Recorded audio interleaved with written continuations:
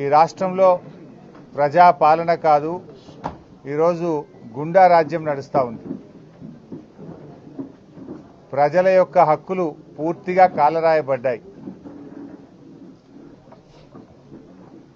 మొన్న సిద్దిపేటలో నా కార్యాలయం మీద దాడి కావచ్చు, నిన్న హైదరాబాద్లో కౌశిక్ రెడ్డి గారి ఇంటి మీద దాడి కావచ్చు, రాత్రి సునీతా లక్ష్మారెడ్డి గారి ఇంటిపైన దాడి కావచ్చు. అంటే ఒక గుండా రాజ్యం తలపించే విధంగా పాలన కొనసాగుతూ ఉంది. తెలంగాణకున్న మంచి పేరు మంట కలిపి ఇలా బీహార్ లాగా, ఒక రాయలసీమ ఫ్రాక్షనిజం లాగా ఈ రాష్ట్రాన్ని రేవంత్ రెడ్డి గారు నడుపుతూ ఉన్నారు. నిన్న సునీతా లక్ష్మారెడ్డి గారి మీద జరిగిన దాడి అది కాంగ్రెస్ నాయకత్వ ప్రోత్సాహంతో జరిగిన దాడి.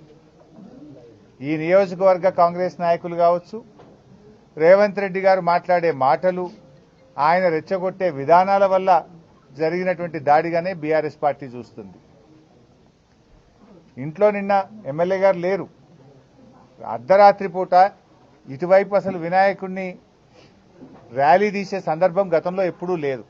ఉద్దేశపూర్వకంగా దాడి చేయాలనేటువంటి సంకల్పంతోనే వాళ్ళు ఇటువైపు ర్యాలీని తీసుకొచ్చి మరి ఇంటి మీద పటాకులు కాల్చడము, ఇంట్లోకి పటాకాయల్ని విసిరేయడము, ఇంట్లో చొరబడి ఇంట్లో ఉన్న పిల్లల మీద దాడి చేయడం జరిగింది.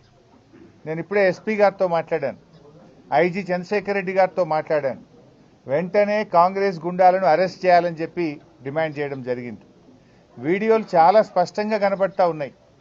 రాత్రి అక్కడికి చేరుకున్నటువంటి పోలీస్ హెడ్ కానిస్టేబుల్ వీడియో తీస్తున్నాడు కాంగ్రెస్ గుండాల యొక్క అకృత్యాలను, వాళ్ళు చేస్తున్నటువంటి తప్పుడు పనులను వీడియో తీస్తుంటే ఆ హెడ్ కానిస్టేబుల్ మీద కూడా దాడి చేసి ఆ హెడ్ కానిస్టేబుల్ చేతిలో నుంచి ఫోన్ లాక్కొని హెడ్ కానిస్టేబుల్ నెట్టేస్తే ఆయన జారి కింద పడిపోయింది.